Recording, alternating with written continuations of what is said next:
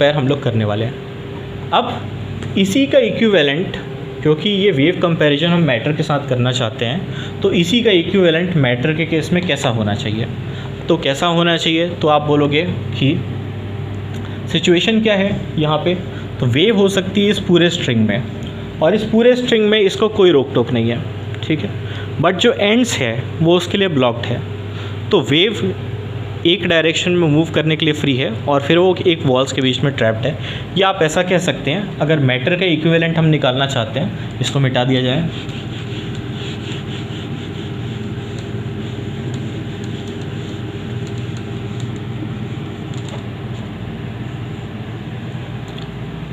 तो एसेंशियली क्या होने वाला है, एक ट्यूब है, इसमें एक पार्टिकल फंसा हुआ है, ठीक है, और वो इधर जा रहा है, टकरा रहा है, वापस आ रहा है, ऐसा कुछ हो रहा होगा। एनीवेज हमने एक पार्टिकल रख दिया इस ट्यूब के अंदर। इस ट्यूब की लेंथ L है और ये पार्टिकल इधर उधर जाने के लिए फ्री है। हम इसको कम एनर्जी देंगे तो ये धीरे धीरे जाएगा, टकराएगा, धीरे धीरे वापस आएगा, ऐसा कुछ एक्सपेक्ट करते हैं। ज़्यादा एनर्जी देंगे तो बड़ी तेज़ी से आगे पीछे होगा, ऐसा कुछ हम एक्सपेक्ट करते हैं, ठीक है। कितनी एनर्जी दे रहे हैं तो इसके हिसाब से एनर्जी देने की कोशिश करते हैं, ओके। तो हमने क्या किया, यहाँ पे हम क्या बात करते हैं, यहाँ पे हम जब इक्वेशन बनाते हैं वेव्स के लिए तो कैसी इक्वेशन बनाते हैं। तो स्टैंडिंग वेव इक्वेशन डिराइव होता है कि आप बोलते हो, इसको बनाने के लिए क्या लगता है कि आगे की ओर आप एक वेव दो और वेव इक्वेशन हो जाएगा y1। तो आपने क्या किया,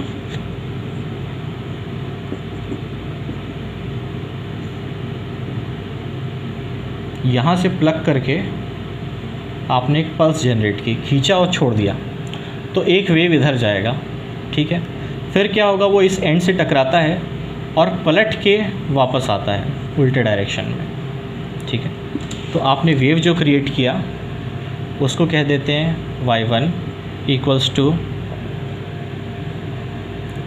a0 e raise to i kx minus omega t, ठीक है। यहाँ से पल्स दिया, ये जा रहा है, ये टकरा के वापस आएगा, तो दूसरा एक वापस आने वाला जो वेव होगा उसका इक्वेशन क्या हो जाएगा।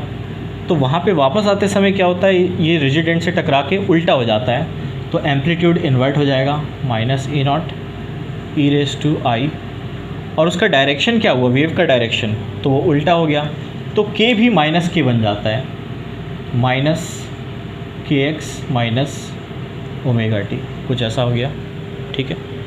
e raise to minus i omega t, इसको अलग कर लेते हैं, और जो टोटल वेव बनने वाला है, जो स्टैंडिंग वेव बनने वाला है, वो क्या होगा, तो उसके लिए आप बोलते हो कि वो एसेंशियली y1 प्लस y2 के बराबर होना चाहिए, जो कि इक्वल किस चीज़ के हो जाएगा। तो आप a0 कॉमन निकाल लीजिए, अंदर बचेगा, इसका क्या बचा, e raise to i k x minus ये वाला माइनस, ठीक है, e raise to minus i k x, आई के साथ माइनस है यहाँ पे, ठीक है, e raise to i omega t. चीज़ें आपको लग रहा है कि ये चीज़ देखी हुई नहीं है, छोड़ दो, ये बहुत ज़्यादा इंपॉर्टेंस का नहीं है, आगे चीज़ें आएंगी इंपॉर्टेंस की। मैं आपको कंसेप्ट समझा रहा हूँ, ये वेव फंक्शन है क्या चीज़ एग्जैक्टली, ठीक है। तो जो कुछ मैं इस स्टैंडिंग वेव के लिए बात कर रहा हूँ वही चीज़ वैलिड होनी चाहिए साई के लिए, उस डायरेक्शन में मूव करने की कोशिश करने वाला हूँ, ठीक है। e raise to i k x minus e raise to minus i k x, तो ये क्या हो जाता है, तो आपको पता है कि साइन के एक्स ये होता है e raise to i k x minus e raise to minus i k x upon 2i sine के एक्स इसके बराबर हो जाएगा, ठीक है। तो इसको रिप्लेस कर देते हैं इस चीज़ से, आपका जो y फाइनली आएगा वो आ जाएगा a0 बाई 2i वगैरह सब मिला के हमने कोई एम्पलीट्यूड a साइन के x e raise to minus में था, sorry, minus i omega t. इस तरीके से हमको एक वेव इक्वेशन मिल जाएगी। ये वेव इक्वेशन है स्टैंडिंग वेव का, ठीक है। अब हमारा क्लेम क्या है कि अगर मैटर वेव की तरह बिहेव कर रहा है और ये दोनों सिचुएशंस इक्विवेलेंट है, तो फिर आप y की जगह साई लगा दो, तो सेम चीज़ हमको मिल जानी चाहिए। तो जो मैटर है, जो ये पार्टिकल फंसा हुआ है इस ट्रैप में, इसका जो साई है वो होना चाहिए सम एम्पलीट्यूड साइन kx e⁻⁻⁰ के बराबर। ठीक है, तो एक ऐसा सिस्टम है जिसको वेव से कंपेयर करने से हमको उसका वेव फंक्शन मिल रहा है। ठीक है, इसका इम्प्लीकेशन क्या होगा हम लोग देखेंगे। ठीक है, तो ऐसा कुछ रिज़ल्ट हम लेते हुए आगे बढ़ रहे हैं। ये सारा कुछ मिटाया जाए।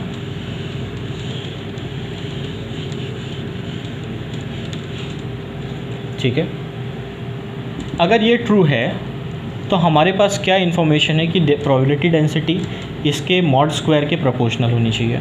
ठीक है, तो dp/dx इस केस में, और प्रोपोर्शनल क्या, हम इक्वल कर देते हैं, जो भी कांस्टेंट आएगा उसको a में फिट कर देते हैं। ठीक है, तो इसको हटा के हम इक्वल कर देते हैं। dp/dx जो है वो इक्वल है mod of Sai square. Modulus of Sai square मतलब कॉम्प्लेक्स नंबर है साई, तो साई स्टार साई में क्या होगा, e⁻⁻⁰t बन जाएगा, e+i⁻t। बाकी सब तो रियल है, तो इससे आएगा e+i⁻t, इससे आएगा e⁻⁻t, दोनों मिलके 1 हो जाएगा। ठीक है, तो t वाला पार्ट छोड़ देते हैं, और अक्सर t वाले पार्ट पार्टिसिपेट नहीं करता। ठीक है, तो बचा क्या चीज़ हमारे पास, a² sin² kx, सॉरी, ये चीज़ आ गई हमारे पास प्रोबेबिलिटी डेंसिटी। ठीक है, अब मैं आपसे पूछूं कि ये जो ब्लॉक है ये लेफ़्ट साइड हो उसकी प्रोबेबिलिटी ज़्यादा है कि राइट साइड हो उसकी प्रोबेबिलिटी ज़्यादा है, बीच में हो उसकी प्रोबेबिलिटी ज़्यादा है, तो उसके बारे में चलो आप नहीं बता सकते, मान लिया। ठीक है, बट आपको पता है कि ये जो ब्लॉक है यहाँ पे तो नहीं होगी, बाहर होगी इसी रीजन के अंदर में। ठीक है, तो जो टोटल प्रोबेबिलिटी इस ब्लॉक की 0 से L तक मिलने की है वो होनी चाहिए 1।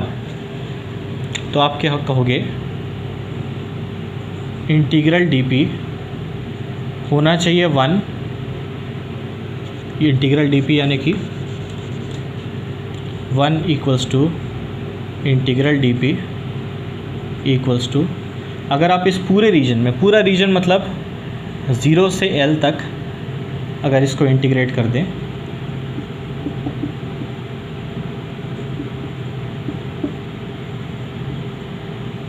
तो ये चीज़ 1 के बराबर होनी चाहिए। ठीक है, ये इंटीग्रेशन आता है आपको, साइन स्क्वायर का इंटीग्रेशन आना चाहिए आपको। ठीक है, और इसको हटाया जाए सारा कुछ को, तो इससे हमको a की वैल्यू क्या मिल जाती है, a की वैल्यू मिल जाती है √2/L। आप इंटीग्रेट कर लेना, मैं इंटीग्रेशन अभी नहीं कर रहा। और ये L कहाँ से है, यहाँ तो k वगैरह टाइप की चीज़ें हैं, तो k क्या चीज़ है, k एसेंशियली आपका थोड़ा देर पहले जो हम लोगों ने बात की थी n π/L के बराबर है। ठीक है, सारा कुछ रख देते हैं। वेव फंक्शन जो फाइनली हमारे पास आएगा वो क्या आ जाएगा, √2/L sin n/x/L।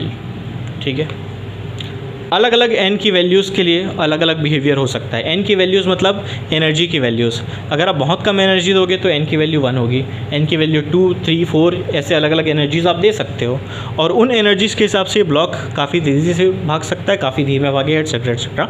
बट ये वेव फंक्शन मिला हमको इस सिस्टम के लिए।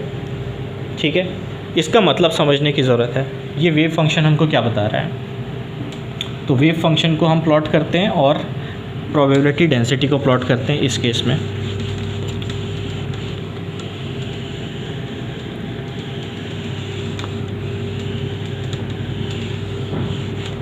आपको जहाँ लगता है नोट करने की ज़रूरत है आप पॉज करेंगे और नोट कर लेंगे। ऑब्वियस सी बात है, यूट्यूब में बैठे हैं तो ये कर ही सकते हैं। ओके, ठीक है। चीज़ें बहुत अच्छा, ये जो सिंबल्स है साई लिखा हुआ है, इस सिंबल को देख के बहुत डर लगता है, कई बार डर लगता है वो e⁻⁴ इसको देख के डर लगता है, ठीक है। बट एक बार आप प्रैक्टिस कर लोगे ना, प्रैक्टिस कर लोगे, इसका मतलब ये भी नहीं है कि बहुत मेहनत करनी है। कुछ स्टैंडर्ड रिजल्ट्स हैं आपको बहुत आसानी से याद हो जाएंगे और ये चीज़ आपके लिए रोज़ का काम हो जाएगा, ठीक है। तो उसकी चिंता करने की ज़रूरत नहीं। फ़िलहाल हम लोग क्या बात कर रहे थे, फ़िलहाल हम लोग बात कर रहे थे कि भाई psi equals to this thing मिल गया, कहाँ से मिल गया, तो हमने पहले स्टैंडिंग वेव से कंपेयर किया। स्टैंडिंग वेव से हमको psi equals to a sin n π/x/l इस टाइप के फॉर्म में मिल गया, ठीक है। फिर हमने कहा कि प्रोबेबिलिटी डेंसिटी जो है मॉड साई स्क्वायर के बराबर है, इंटीग्रेट कर दो, प्रोबेबिलिटी टोटल प्रोबेबिलिटी इस रीजन में 1 होनी चाहिए। तो उससे हमको क्या पता चला कि साई की वैल्यू ऐसी होनी चाहिए, ठीक है। अब हम लोग प्लॉट करते हैं, साई की वैल्यू ये है, मॉड साई स्क्वायर है हमारे पास dp/dx, साई को प्लॉट करते हैं x के साथ। तो अब इसका मतलब समझेंगे, ठीक है। तो साई कैसा वेव है, तो आप बोल रहे हो ये 0 से l तक रहता है, तो ये हो गया मान लो l, ठीक है। For n equals to 1 psi कैसा दिखाई देगा, साइनसॉइडल वेव है। x इक्वल्स टू 0 पे साई कितना है, x इक्वल्स टू 0 पुट करोगे, साइन 0 कितना होता है 0, ठीक है। n इक्वल्स टू 1 के लिए बोल रहे हैं, ठीक है। तो n इक्वल्स टू 1 के केस में x इक्वल्स टू 0 पुट करोगे, साइन 0 0 होता है, तो यहाँ पे तो साई 0 से स्टार्ट होगा, ठीक है। x इक्वल्स टू l पे क्या होगा n π या 1 π, मतलब साइन n π क्या होता है लिख देता हूँ ना मैं, साइन n π ये होता है 0, तो यहाँ पे वेव फंक्शन 0 होगा, यहाँ पे 0 होगा और एक साइनोसॉइडल वेव बनेगा। n इक्वल्स टू 1 के केस में कैसा वेव बनेगा, n इक्वल्स टू 1 के केस में ऐसा वेव बनेगा, जो कि आपको स्टैंडिंग वेव्स वहाँ पे दिखाई दे रहे थे। n इक्वल्स टू 2 के केस में ऐसा वेव दिखाई देगा। एम्पलीट्यूड की आप इग्नोर करो, एम्पलीट्यूड जो भी है √2/l वो सबका बराबर होगा, ठीक है।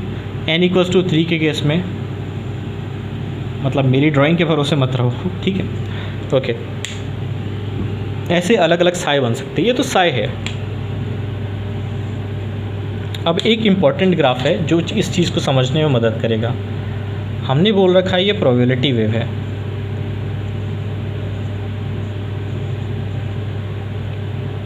प्रोबेबिलिटी डेंसिटी को प्लॉट करते हैं विथ x और ये हो गया आपका l, ठीक है। मॉडुलस ऑफ साई स्क्वायर यानी कि सीधे sine square of this thing, ठीक है, इसी का बस स्क्वायर बनाना है हमको। तो n इक्वल्स टू 1 के लिए कैसा दिखाई देगा, तो ये कुछ ऐसे राइज होता हुआ दिखाई देगा और कुछ ऐसे फॉल होता हुआ दिखाई देगा, ठीक है। ये जो हाइट है ये 2/l के बराबर हो जाएगी, 2/l के बराबर, ठीक है। इसका मतलब क्या हुआ, ये ग्राफ किस काम का, इसका मीनिंग क्या है, ये चीज़ समझते हैं। मेरे थ्योरेटिकल वाली जो बात है, वेव फंक्शन को समझने वाली बात है, ये आज के क्लास तक लिमिटेड है। ये जो बात हो जाएगी उसके बाद फिर हम लोग मेनली मैथमेटिकल काम पे आ जाएंगे, ठीक है, जो कि CSI नेट जेस्ट गेट के पर्सपेक्टिव से बहुत इंपॉर्टेंट है। ये कंसेप्ट्स एक बार पता होना चाहिए आपको, कई बार कंसेप्चुअल क्वेश्चन भी आ जाते हैं, तो उसके लिए भी ये चीज़ इंपॉर्टेंट है, ठीक है। तो dp/dx हम प्लॉट कर रहे हैं, प्रोबेबिलिटी कैसे वेरी कर रही है। तो आपको क्या दिखाई दे रहा है, आपको दिखाई दे रहा है प्रोबेबिलिटी यहाँ पे बहुत ज़्यादा है, यहाँ पे थोड़ी कम है, यहाँ पे 0 है, यहाँ पे 0 है। ऐसा ही कुछ ग्राफ वहाँ पे यंग्स डबल स्लिट में बना था। यंग्स डबल स्लिट में क्या था आपके पास, तो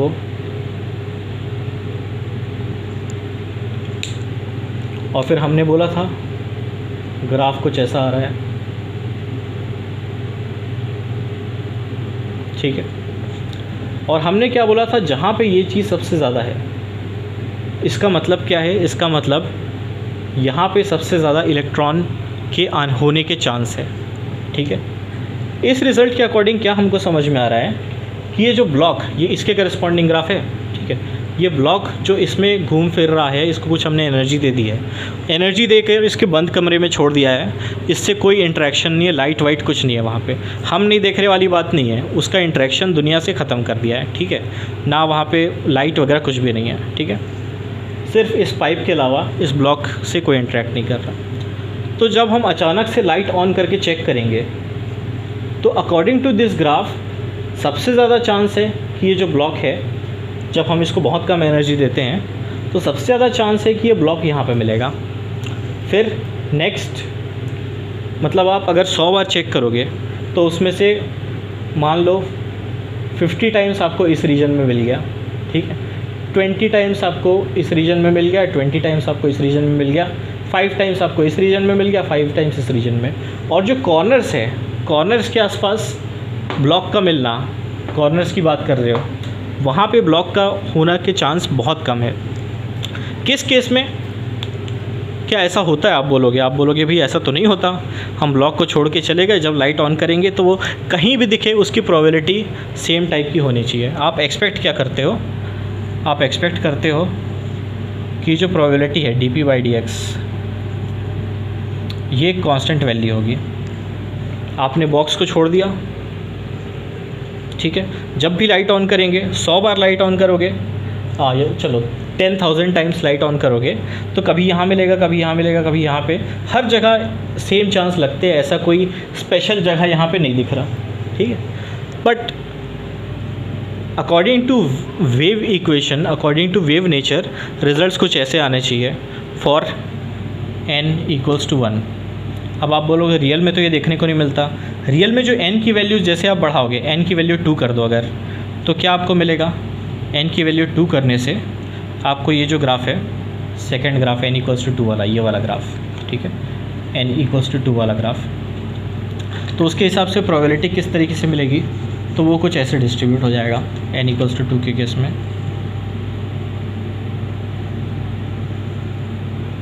ठीक है।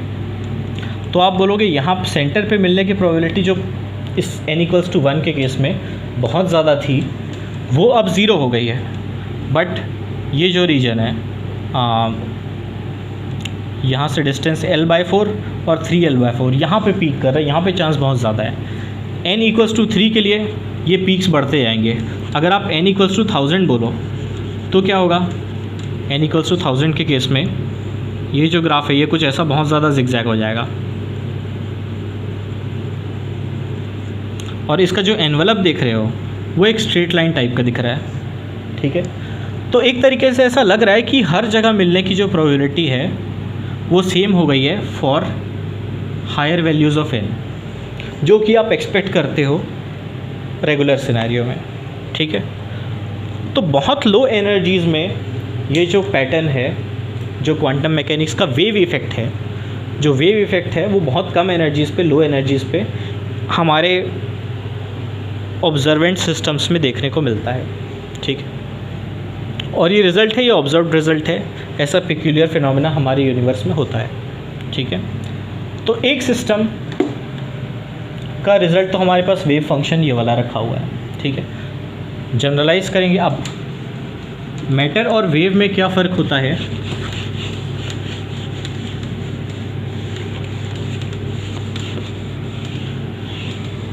ये तो हमने एक स्पेसिफिक केस के लिए वेव फंक्शन निकाल दिया, ठीक है।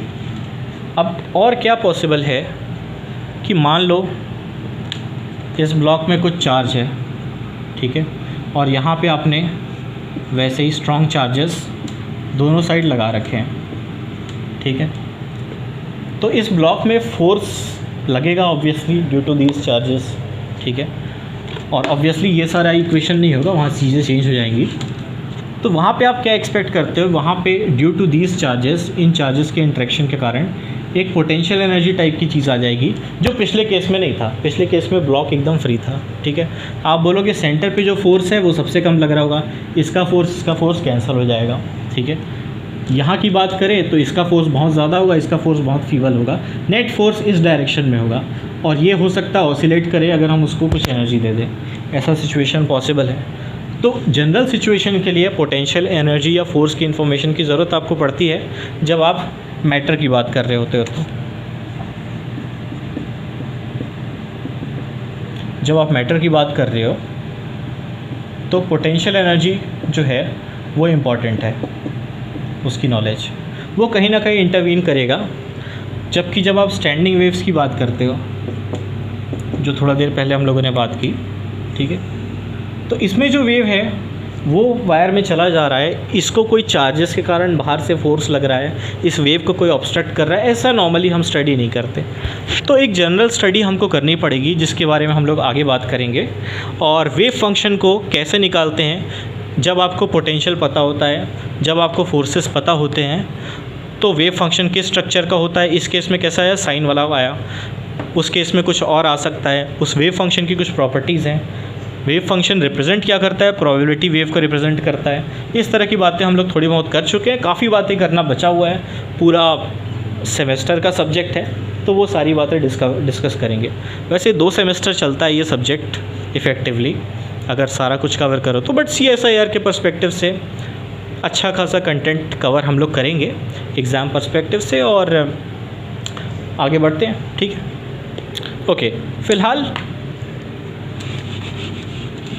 कुछ प्रॉब्लम अगर करना है तो आप कर सकते हैं। आप क्या कर सकते हैं, यहाँ पे मैं आपको प्रॉब्लम दे देता हूँ, ठीक है। आपको गिवन है psi equals to A e raise to minus alpha x square.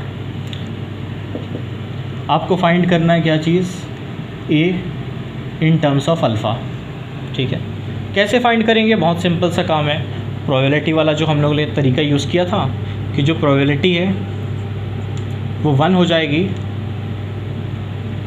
जब आप इसको पूरा इंटीग्रेट करेंगे, मॉड साई स्क्वायर को, मॉड साई स्क्वायर dx को जब आप इंटीग्रेट करेंगे तो प्रोबेबिलिटी 1 होनी चाहिए। अच्छा, यहाँ पे लिमिट्स भी लगानी है। पिछले केस में सिंपल था, क्या था, ये जो ब्लॉक था ये x इक्वल्स टू 0 से x इक्वल्स टू L तक ही जा रहा था। यहाँ पे वैसा कोई रिस्ट्रिक्शन नहीं है। इसका एम्पलीट्यूड निकालने के लिए आपको -∞ से +∞ पूरा इंटीग्रेट करना पड़ेगा, ठीक है। और इसको इंटीग्रेट करेंगे, 1 के इक्वल रखेंगे, आपको a मिल जाएगा, ठीक है। तो ये प्रॉब्लम कर लीजिए। और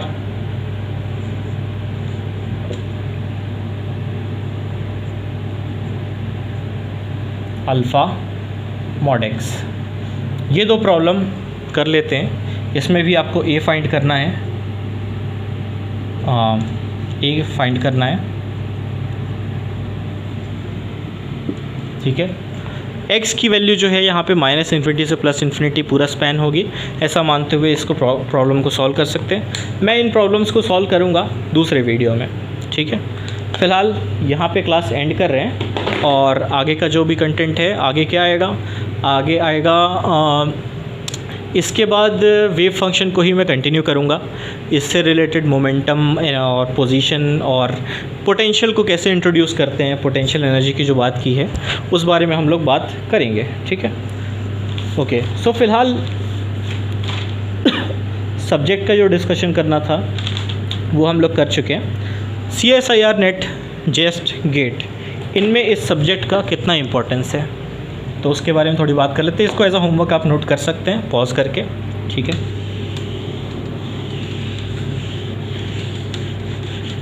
CSIR नेट, जेस्ट, गेट, तो इसमें अमूमन जो होता है पर एग्ज़ाम तीनों ही में ऑलमोस्ट 7 to 8 क्वेश्चंस आते हैं फ्रॉम क्वांटम मैकेनिक्स, ठीक है।